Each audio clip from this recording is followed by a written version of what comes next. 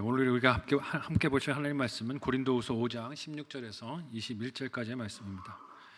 신약성경 290페이지 전으로 있습니다. 고린도후서 5장 16절에서 21절까지의 말씀을 저와 여러분이 한 목소리로 합독하시겠습니다. 그러므로 우리가 이제부터는 어떤 사람도 육신을 따라 알지 아니하노라. 비록 우리가 그리스도도 육신을 따라 알았으나 이제부터는 그같이 알지 아니하노라. 그런즉 누구든지 그리스도 안에 있으면 새로운 피조물이라. 이전 것은 지나갔으니 보라 새 것이 되었도다. 모든 것이 하나님께로 났으며 그가 그리스도로 말미암아 우리를 자기와 화목하게 하시고 또 우리에게 화목하게 하는 직분을 주셨으니 곧 하나님께서 그리스도 안에 계시사 세상을 자기와 화목하게 하시며 그들의 죄를 그들에게 돌리지 아니하시고 화목하게 하는 말씀을 우리에게 부탁하셨느니라. 그러므로 우리가 그리스도를 대신하여 사신이 되어 하나님이 우리를 통하여 너희를 권면하시는 것 같이 그리스도를 대신하여 간청하노니 너희는 하나님과 화목하라. 하나님이 죄를 알지도 못하신 이를 우리를 대신하여 죄로 삼으신 것은 우리로 하여금 그 안에서 하나님의 의가 되게 하려 하심이라. 아멘. 함께 읽은 본문의 말씀을 가지고 새롭게 하신 은혜라는 제목으로 말씀 나누도록 하겠습니다. 지난 주일부터 우리 교회가 뭘 하고 있습니까? 부활절 전도축제를 하고 있습니다. 잊어버린 거 아니시죠? 부활절 전도축제 중에 있습니다. 요즘 우리 교회처럼 한 교회가 이렇게 전도축제를 하며 강사 목사님을 초청해서 예배를 드렸다고 합니다. 예배를 마치고 강사 목사님과 담임 목사님이 뒤에 나가서 성도들을 환송하며 인사를 나누셨는데 집사님 한 분이 새로 데리고 오신 새 가족을 소개하면서 목사님 새 가족 데리고 왔어요. 약간 자랑도 하고 싶으셨을 것 같아요. 그래서 인사를 하셔서 목사님이 잘 오셨다고 환영하고 인사를 나누고 있었는데 그 전도하신 집사님께서 이제 그 새 가족이 목사님과 인사하고 강사 목사님과 인사할 때 담임 목사님께 귀에다 이렇게 얘기를 했다고 합니다. 그 말이 뭐였냐면 목사님 제가 월척을 낚았습니다. 월척을 낚았다고 얘기를 하더래요. 그래서 강사 목사님이 너무 궁금하셨대요. 새 가족이면 새 가족이지 뭐 또 월척이지? 그래서 내용에 귀를 기울이셨는데 그 다음 말이 이랬다고 합니다. 외제차 타고 다닙니다. 새 가족인데 외제차 수입차 타고 다니는 사람을 새 가족으로 데리고 왔다는 거예요. 강사 목사님이 그 말을 듣고서는 마음속에 이런 생각이 빠직 올라왔다고 합니다. 외제차 타고 다닌다고 월척이면 경차 타면 피렘이냐? 말은 안 하셨대요. 말은 차마 밖으로 못 하시고 속으로 그렇게 생각을 하셨다는 거예요. 근데 이걸 이제 신대원 수련회 때 오셔서 강사 목사님이 이렇게 얘기를 해주셨는데 이 이야기를 들을 때 실소를 금치 못했지만 한편으로는 마음이 씁쓸했습니다. 왜냐하면 교회 안에서도 세상의 사람을 보며 판단하는 기준이 그대로 들어와 있는 것은 아닌가 하는 생각이 들었기 때문이에요. 꼭 이 기준은 아니더라도 사람을 볼 때 우리가 가지는 선입견과 편견들이 있습니다. 입는 옷을 가지고 혹은 타는 차를 보고 출신 학교나 고향이나 혹은 직업이나 인상이나 키나 체구나 그런 것들로 우리는 끊임없이 사람을 판단하고 선입견을 가져요. 그리고 어떻게 생각합니까? 내 선입견이 옳다고 믿는 것이죠. 이는 경험을 따라 생기기도 하고 교육에 의해서 생기기도 합니다. 부모님의 고향이 어딘가에 따라서 너는 결혼할 때 저쪽 지방하고는 안 돼. 어릴 때부터 뭐 그런 교육을 하는 또 한국의 안타까운 형편도 있는 것을 봅니다. 그렇지만 과연 그런 판단과 평가들이 예수님 안의 인생에 합당한 것일까요? 그렇지 않을 것입니다. 세상은 그렇게 판단하고 평가할 수 있겠지만 예수님 안에서 새로워진 인생은 그렇지 않은 줄로 믿습니다. 않다는 거예요. 뭘 잘 배웠다고 고향이 어딘가에 따라서 외모에 따라서 그렇게 판단할 일이 아니라는 것입니다. 왜냐하면 인생을 바라보는 기준이 달라졌기 때문입니다. 그래서 사순절 기간에 우리가 회피하지 않고 직면하여 바라보는 죽음의 문제도 어떻습니까? 예수님 안에서 죽음을 보는 시선이 달라졌어요. 예수 그리스도 안에서 바라보는 죽음은 삶이 사라지는 끝이 아니라 영원한 생명을 마주하는 관문인 줄로 믿습니다. 새로운 관문인 것이에요. 이는 사람을 바라보는 시선도 마찬가지입니다. 세상과 똑같은 것들을 통해 비교하며 나 스스로와 남을 바라보는 것이 아니라 예수 그리스도를 통해 나를 보고 남을 보는 것입니다. 그래서 육신의 관점들로 사람을 보고 나를 보고 판단하는 것이 아니라 예수 그리스도 안에서 나를 보고 성도들을 보는 것이죠. 오늘 본문에서 사도 바울은 그런 변화를 어떻게 오늘 말씀으로 증거하고 있습니까? 첫 번째로 예수 안에서는 모든 것이 새롭습니다. 설교서두에서 말씀을 드렸지만 우리는 눈에 보이는 외적인 것들로 남과 나를 끊임없이 비교하며 교만과 좌절 사이를 오갈 때가 많습니다. 이를 상처라는 말로 표현을 하기도 하지만 남이 나에 대하여 하는 말이나 보이는 태도에 상처를 받는 이유들을 보면 거기에는 자기의 정체성이 흔들리는 문제가 있는 것을 봅니다.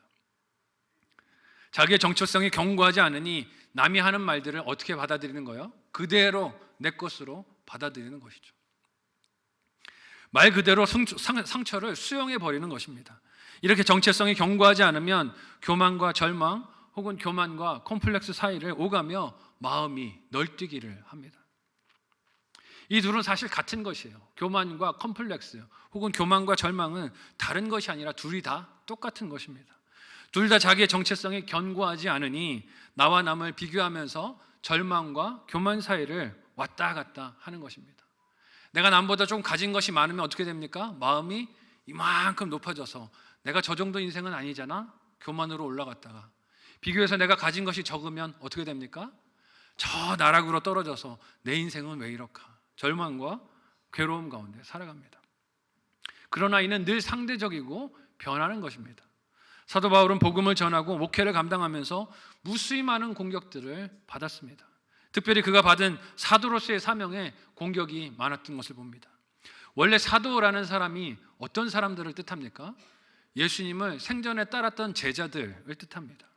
예수님께 사도로 보냄받은 사람들을 뜻할 때 우리 사도라고 부르죠. 하지만 바울은 어땠습니까? 예수님을 생전에 직접 따랐던 제자는 아니었어요. 이게 공격당하는데 큰 이유들이 많이 됐습니다. 또한 사도 바울은 예수님의 몸된 교회를 핍박하기도 했던 과거의 핍박자이기도 했습니다. 그래서 제자들에게 이 사도 바울은 두려움이자 기피의 대상이기도 했습니다. 사도행전 9장 26절의 말씀을 우리 같이 한 목소리로 읽어보겠습니다. 함께 읽습니다. 시작. 사울이 예루살렘에 가서 제자들을 사귀고자 하나 다 두려워하여 그가 제자됨을 믿지 아니하니. 왜 안 그렇겠습니까? 핍박하던 사람이 이제는 사도라고 왔는데 제자들이 무섭고 싫었겠죠. 그런데 이런 사도 바울이 예수님을 만나 교회를 개척하고 목회를 감당했습니다. 그러나 그의 사도성에 대해서 공격하는 사람들이 많았어요. 또한 사도 바울은 설교자로서 말이 능숙한 사람들과 비교했을 때 컴플렉스가 될 만한 약점들이 있었습니다. 고린도후서 11장 6절의 말씀을 우리 같이 한 목소리로 읽어보도록 하겠습니다. 같이 읽습니다. 시작. 내가 비록 말에는 부족하나 지식에는 그렇지 아니하니 이것을 우리가 우리 삶 가운데서 모든 일로 너희에게 나타내었노라. 아멘. 여러분, 전도자이자 설교자인데 말이 부족하다 하는 건 큰 약점입니다. 말이 부족했다는 사도 바울의 말이 참 놀랍지 않습니까? 설교자에게 부족한 말, 언어적인 능력은 매우 뼈아픈 약점이며 콤플렉스일 수밖에 없어요. 근데 바울이 이것을 스스로 인정한 것을 보면 말의 능숙함에 대해서 분명히 사도 바울과 다른 사람들은 비교가 되는 차이가 있었다는 것을 짐작할 수 있습니다. 하지만 바울은 그것을 부끄럽게 생각하거나 그 말로 인해서 혹은 그 비교들로 인해서 상처를 받지 않습니다. 이유가 무엇입니까? 함께 오늘 본문의 16절에서 17절까지의 말씀을 한 목소리로 읽어보겠습니다. 같이 읽습니다. 시작. 그러므로 우리가 이제부터는 어떤 사람도 육신을 따라 알지 아니하노라. 비록 우리가 그리스도도 육신을 따라 알았으나 이제부터는 그같이 알지 아니하노라. 그런즉 누구든지 그리스도 안에 있으면 새로운 피조물이라. 이전 것은 지나갔으니 보라 새 것이 되었도다. 아멘. 16절에서 사도 바울은 보라 우리가 이제부터 어떤 사람도 육신을 따라 알지 않는다라고 말해요. 이 어떤 사람도에 사도 바울 자신도 포함이 되는 것입니다. 그런데 내가 말이 좀 부족하지만 언어가 딸리지만 그렇다고 이것으로 나를 평가하고 판단하지 않겠다는 것이에요. 읽은 구절에 첫머리가 그러므로라는 접속사를 가지고 있으니 이 말은 그 앞에 등장했던 구절들에 대한 결과적 내용인 것을 알 수 있어요. 그것이 11절에서 15절까지의 말씀인데 여기서 바울은 그의 사역이 예수님께서 자신을 강권하셔서 감당한 사역이기에, 즉 사람들이 인정하거나 권위를 세워주거나 그들이 말하는 자격에 기초한 것이 아니기에 자기가 그 직분을 감당하고 있다는 것을 말했어요. 그러면 무엇에 기초한 것일까요? 15절 말씀을 우리 같이 한 목소리로 읽어보도록 하겠습니다. 같이 읽습니다. 시작. 그가 모든 사람을 대신하여 죽으심은 살아있는 자들로 하여금 다시는 그들 자신을 위하여 살지 않고 오직 그들을 대신하여 죽었다가 다시 살아나신 이를 위하여 살게 하려 함이라. 아멘. 사도 바울이 말한 이 15절의 그가 누구겠습니까? 예수 그리스도예요. 즉 자신이 지금까지 이렇게 많은 모욕과 수치를 당하면서도 복음을 전하는 것은 자신을 위해서 죽임을 당하시고 부활하신 예수 그리스도를 위한 삶이며 사역이기에 부끄러울 것도 비교할 것도 없다 하는 것입니다. 그리고 16절에서 그러므로라는 접속사가 나옵니다. 주님을 위해 살게 된 바울 자신은 그래서 이제는 사람을 육신을 따라서 알지 않기로 작정했다라고 해요. 이는 무슨 말입니까? 사람들이 자신의 육신적 조건들이나 상황을 놓고 온갖 말들을 하는 것이 중요하지 않다는 뜻이에요. 그가 어떻게 사도냐, 예수님 살아있을 때 제자가 아니지 않았느냐 뒤에서 수근거려도 그게 중요하지 않다는 것입니다. 왜냐하면 그들이 자기 사명의 근거나 이유가 아니기 때문이에요. 또한 바울 자신도 다른 사람들을 볼 때 그와 같은 육신적인 조건들로 보지 않기로 결심했다고 합니다. 비록 바울이 과거에는 예수님을 육신을 따라 판단하며 정죄하고 핍박하는 때도 있었지만, 그렇다고 시인하지만 그를 믿는 신앙을 가진 이제부터, 예수님을 나의 구주로 영접한 이제부터 그런 인간적인 모든 판단들을 내려놓았다는 뜻입니다. 그럼 어떻게 그렇게 할 수가 있을까요? 17절에서 바울은 그 이유가 그리스도 안에서 새로운 피조물이 되었기 때문입니다 라고 말합니다. 여러분, 이것은 외모가 새롭다는 뜻이 아니에요. 이전 고린도후서 4장 말씀에서 사도 바울은 겉사람이 낡아져도 속사람은 날마다 새롭다라고 했습니다. 고린도후서 4장 16절의 말씀을 우리 같이 읽어보도록 하겠습니다. 함께 읽습니다. 시작. 그러므로 우리가 낙심하지 아니하노니 우리의 겉사람은 낡아지나 우리의 속사람은 날로 새롭도다. 아멘. 여러분, 겉사람이 낡아지는 것이 현대인들의 큰 염려와 불안이지 않습니까? 그 겉모습이 낡아 보이지 않기 위해서 시간을 들이고 돈을 들이고 방법을 무슨 수를 써서라도 낡아지지 않으려고 발버둥을 치는 시대를 살아가고 있습니다. 하지만 바울은 그리스도 안에 새로운 피조물이며 새것이 된 자신이 그런 삶을 바라보며 낡아지는 겉모습이 아니라 날마다 새로운 속사람을 보고 기뻐한다라고 말해요. 예수 안에 있는 저와 여러분도 이렇게 날마다 새로운 피조물인 줄로 믿으시기를 바랍니다. 옆 사람에게 이렇게 인사하겠습니다. 날마다 새로우십니다. 네. 인사는 그렇게 하는데 눈은 안 믿으시는 것 같아요. 네. 날마다 새로운 피조물인 것을 잊지 않는 우리가 되셨으면 좋겠습니다. 세상이 우리를 어떤 말로 겉모습을 평가하고 비교하며 낙심을 부추겨도 세상이 말하는 내가 아니라 예수 안에 있는 나를 볼 수 있는 저와 여러분이 되시기를 바랍니다. 그 새로움을 보고 감사한다면 낡아지는 나의 어떤 모습과 사건도 나에게 다가오며 육신적인 생명을 위협하는 문제들이 찾아와도, 질병과 고통의 문제가 있어도 예수님 안에 새 피조물이 된 나의 정체성을 발견하며 기쁨을 잃지 않을 줄로 믿습니다. 예수 안에 있는 나를 날마다 보는 우리가 되었으면 좋겠어요. 바울은 비록 교회를 핍박하는 큰 죄를 지었던 과거가 그 자신에게 있었지만 그 죄책감에 사로잡히지 않았습니다. 어떻게 그럴 수 있었을까요? 자존감이 대단하거나 성격이 대범해서가 아니에요. 자신을 보는 시선을 예수 그리스도 안에 두었기 때문인 줄로 믿습니다. 그 예수님께서 자신을 위해서 십자가에 죽으시고 또한 죽음을 이겨 부활하신 것을 믿음으로 받아들였기에 그 안에서 자신을 새롭게 보고 심령으로 그렇게 자신이 변화되어 스스로를 사랑하게 된 것이에요. 오늘 예수 안에 있는 나를 흔드는 겉모습의 공격들이 찾아옵니다. 나의 안 되는 것들을 보게 만들고 낡아진 겉모습을 눈에 들어오게 만들고 새롭게 될 수 없다라고 낙심을 주는 말들과 시선들과 도전들이 찾아와요. 때로는 가까운 사람으로부터 찾아오기도 합니다. 오랜만에 만났는데 악수하면서 많이 늙으셨네, 얼굴이 훅 갔네, 이런 말로 속을 확 뒤집는 공격들이 찾아오기도 해요. 그 말로 상처받지 않는 저와 여러분이 되시기를 바랍니다. 그 상처 준다고 왜 받으세요? 그냥 받지 마세요. 근데 그걸 자꾸 받으려고 마음을 열어놓으니까 받는 거 아닙니까? 인정하지 마세요. 그 사람이 말하는 내 모습이 아니라 예수 안에 있는 우리들은 날마다 새로움이 넘치는 인생입니다.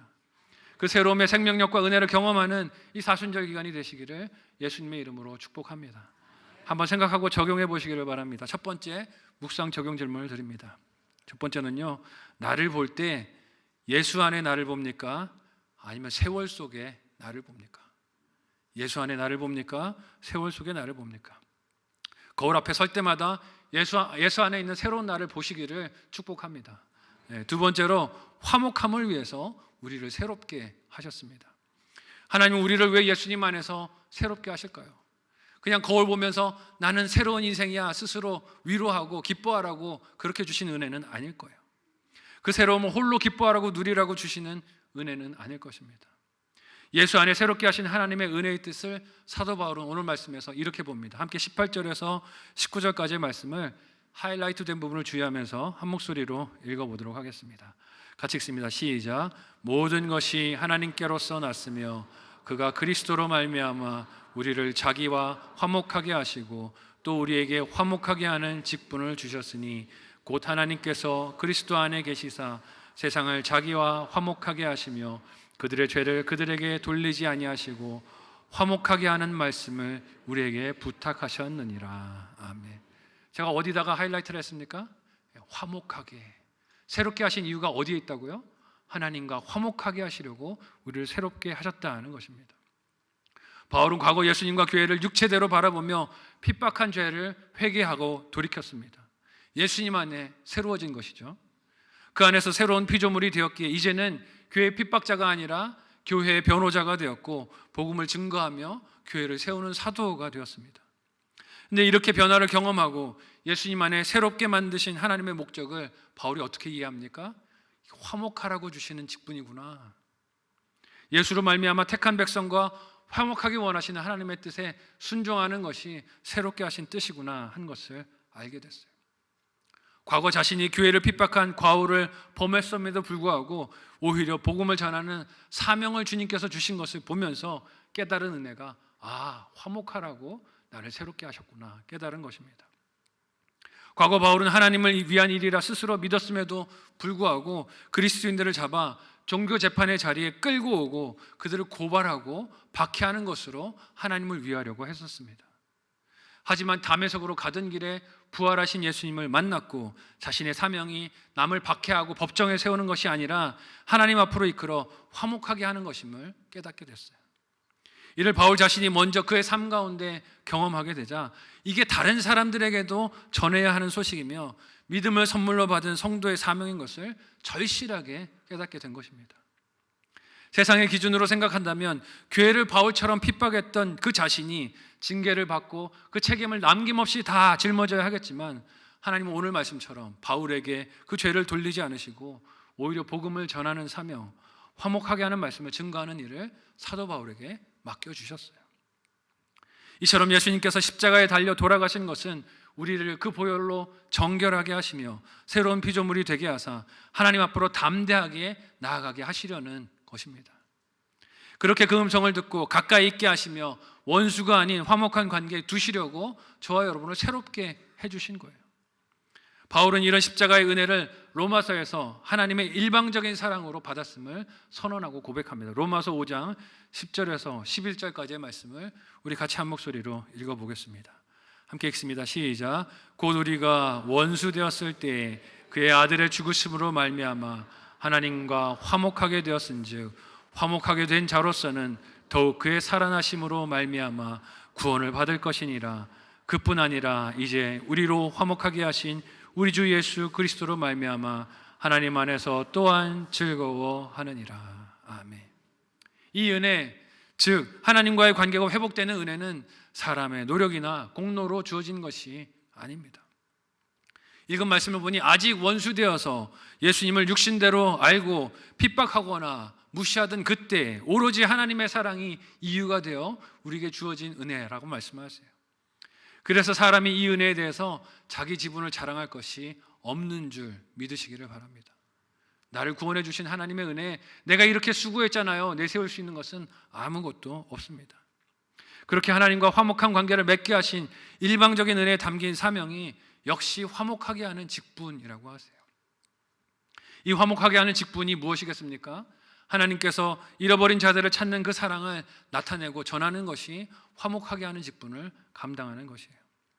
요즘 우리 교회가 부활절을 기다리며 잃어버린 영혼들을 목장에서, 부서에서, 가정에서 찾고 다가가는 일들이 그런 직분을 감당하는 순종이라 할 수 있습니다. 하지만 여러분, 이 일이 쉬울까요? 어려울까요? 어렵습니다. 쉽지 않아요. 여러분은 다퉈서 마음이 상한 사람들 사이에서 중재의 역할을 해보신 적이 있습니까?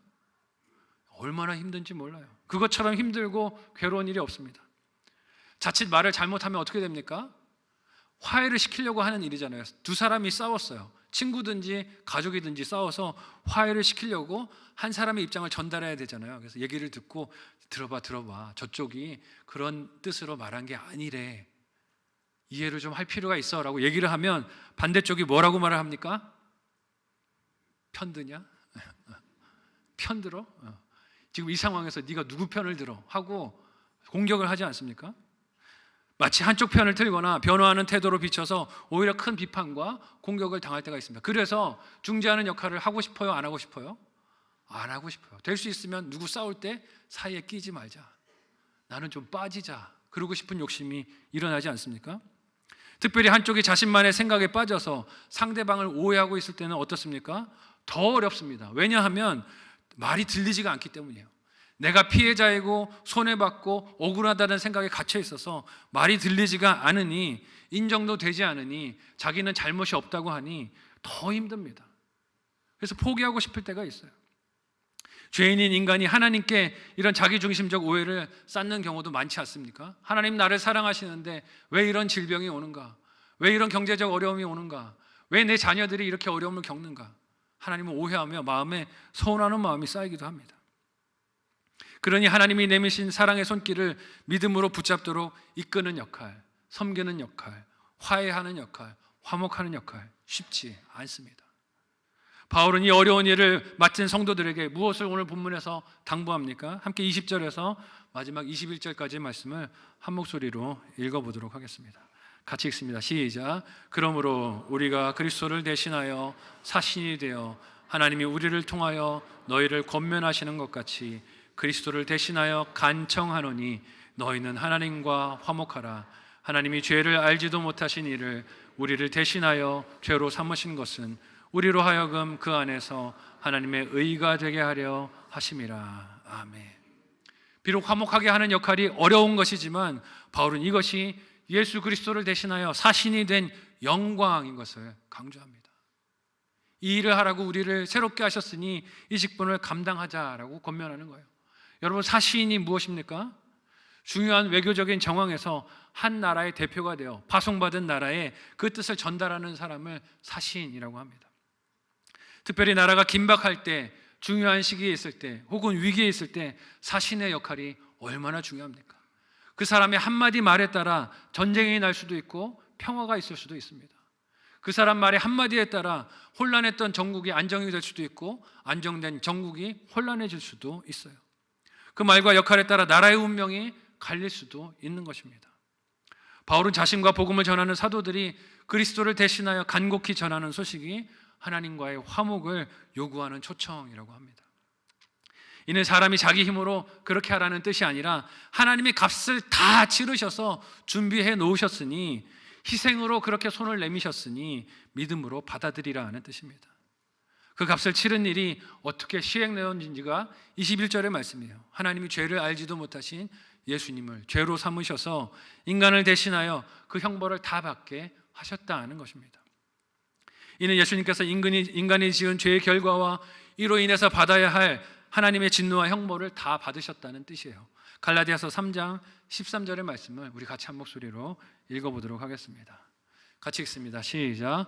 그리스도께서 우리를 위하여 저주를 받은 바 되사 율법의 저주에서 우리를 속량하셨으니 기록된 바 나무에 달린 자마다 저주 아래 있는 자라 하였느니라. 아멘. 바울이 예수님을 육체대로 알았을 때에는 이 말씀이 기록된 구약의 신명기 말씀을 근거로 하나님께 저주를 받아 예수님이 죽은 것이다 생각을 했습니다. 십자가에 달려 돌아가셨잖아요. 하나님의 저주를 받아 죄값을 치른 것이다 라고 여겼어요. 하지만 다메섹으로 가던 길에 부활하신 예수님을 만나고 무엇을 알게 됐습니까? 성령으로 예수님을 알게 되면서 그 나무에 달려 죽으신 것이 내가 죽어야 될 자리에 주님이 죽으셨구나 하는 것을 깨닫게 된 거예요. 자신을 새롭게 하시며 하나님과 화목하게 하시는 분이 그 예수님이 되신 것을 깨달은 것입니다. 그래서 그 은혜에 감격하고 다른 사람들도 그 하나님과 화목하게 하는 일을 감당해 온 것이에요. 바울은 그 일에 자신을 배척하거나 마음을 아프게 했던 사람들도 제외하지 않았습니다. 고린도 후서 말씀이 어떤 배경에서 기록되고 있습니까? 고린도 교회 사람들이 사도 바울의 사도권을 거부하고 부정하기 때문에 이 편지를 쓰게 됐어요. 자신을 육체대로 알며 배척하고 불신했던 고린도 교회 성도들에게 가슴 아픈 마음으로 우리가 화목을 이루자고 이 편지를 쓰고 있는 것이에요. 여러분, 이런 넓은 마음과 사랑이 어디서 비롯될 수 있었겠습니까? 사도 바울 자신을 품어주신 예수 그리스도의 사랑에서 비롯된 줄로 믿습니다. 우리도 이 화목해 하는 역할을 감당하도록 예수 안에서 새롭게 함을 받았다는 것을 잊지 않으셨으면 좋겠어요. 그래서 이 전도 축제 기간은 받은 사명을 감당할 수 있는 좋은 기회입니다. 잃어버린 지체들, 교회와 복음을 모르는 사람들에게 예수 그리스도의 사신이 되어 우리가 하는 말과 살아가는 삶을 전하는 좋은 기회예요. 이해하지 못하겠지만 우리가 왜 이런 삶을 사는지, 복음을 전하는지, 길에서 전도하며 사람들에게 욕을 먹는지 이해 못하겠지만 그래도 우리는 우리를 부르신 사명을 따라 그들과 하나님을 화목하게 하려는 사명의 사신이 되어 하루하루 순종하는 것입니다. 이 수고를 포기하지 않는 저와 여러분들이 되시기를 소망합니다. 왜 포기하지 말아야 합니까? 예수님도 우리를 포기하지 않으셨기 때문입니다. 예수님도 우리가 믿음이 생길 때까지, 믿음이 자랄 때까지 우리를 포기하지 않으셨기 때문이에요. 이처럼 우리를 새롭게 하신 은혜가 이 사순절 기간 그리고 부활절을 준비하는 전도 축제 기간에 우리의 삶을 통해 세상으로 흐르기를 소망합니다. 저와 여러분의 사순절 여정이 이 예수 그리스도의 복음을 향기를 드러내는 통로가 되시기를 예수님의 이름으로 간절히 축복합니다. 마지막으로 한번 생각하고 적용해 보시기를 바랍니다. 마지막 묵상 적용 질문을 드립니다. 첫 번째는요, 하나님과 화목하고 가깝게 지내십니까? 하나님과 화목하고 가깝게 지내십니까? 하루 중에 기도와 말씀에 고정된 시간이 있으십니까? 하루에 하나님께 기도와 말씀으로 고정된 시간이 있는지 살펴보시면 좋겠어요. 두 번째, 찾아야 할 잃어버린 식구, 지체가 있습니까? 찾아야 할 잃어버린 식구, 지체가 있습니까? 어떤 방법으로 찾아가면 좋을까요? 생각하고 적용해 보시면 좋겠습니다. 여러분, 우리는 육신적으로 그렇게 육신의 눈으로 사람을 평가하고 점수 매기는 세상을 살고 있습니다. 설교 서두에 말씀드렸듯이 타는 차로, 입는 옷으로, 외모로, 나온 학교로, 고향으로 끊임없이 사람을 판단하고 평가해요. 그래서 교회에서까지 그 영향이 나타날 때가 종종 있습니다.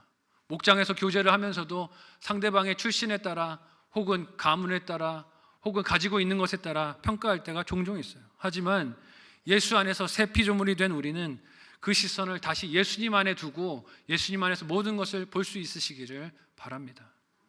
하나님께서 우리를 새롭게 하신 것은 화목한 관계 안에 우리를 두시고 그 기쁨으로 다른 이들도 오게 하시려는 사랑 때문에 우리를 새롭게 하셨어요. 그저 나 하나 구원받고 기뻐하고 즐거워하라고 구원 주신 것이 아니라 이 구원받은 은혜를 가지고 세상에 하나님과 화목하게 하는 사명을 감당하라고 우리를 새롭게 해 주셨습니다. 어느 환경에서도 어느 고난과 어려움이 찾아오더라도 이 새롭게 하시는 은혜를 받아 누리고 나누는 하나님의 백성들이 다 되시기를 예수님의 이름으로 간절히 소원하고 축복합니다. 아멘.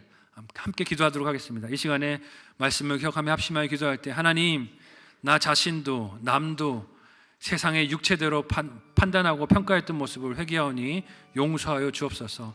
이후로 예수 그리스도 안에서 나도 남도 바라보게 하여 주시고 날마다 새로운 삶을 사는 우리가 되게 도와주옵소서. 육체대로 나와 남을 비교하며 낙심과 교만을 오가지 않게 하여 주시고 예수 안에 새 피조물이 되어 화평케 하는 사명을 감당하는 우리가 되게 도와달라고 합심하여 함께 기도하시겠습니다. 하나님 은혜를 감사합니다. 우리를 사랑하셔서 예수 그리스도 안에 새 피조물이 되게 하여 주셨고 하나님 새로운 하나님의 자녀로 새 생명으로 살아가는 은혜를 베풀어 주셨습니다. 세상과 똑같은 기준으로 남과 나를 평가하며 때로는 교만으로 때로는 낙심으로 하나님 오고 갔던 나의 마음을 주여 용서하여 주시고 예수 그리스도 안에 나의 새롭게 된 정체성을 발견하고 날마다 기뻐하는 하나님의 자녀들 되도록 도와 주시옵소서. 하나님 우리가 그 예수 안에서 새롭게 된 정체성을 잃어버리지 않기를 원하오니 주 우리의 심령을 붙들어 주시고 날마다 예수 안에 새롭게 된 모습으로 기뻐하고 감사하며 사명 감당하는 하나님의 자녀들 다 되도록 도와 주시옵소서. 감사하며 예수님의 이름으로 기도하옵나이다. 하나님 그리스도 예수 안에 새 피조물이 되게 하여 주시니 감사합니다. 날마다 새로운 우리이지만 하나님 우리의 시선이 세상을 향하여 세상과 나를 비교하며 때로는 교만으로 때로는 낙심과 절망으로 오고 갔던 것을 회개하오니 용서하여 주옵소서. 예수 그리스도 안에 새로운 나를 날마다 거울을 통하여 보게 하여 주시고 기쁘고 감사하며 승리하는 주의 자녀들 되게 인도하여 주옵소서. 하나님 화목케 하는 사명을 우리에게 허락하여 주셨으니 부활절을 기다리며 전도 축제하는 이 기간 가운데 화목케 하는 사명을 잘 감당하는 주의 자녀들 되게 도와 주옵소서. 감사하며 예수님의 이름으로 기도하옵나이다. 아멘.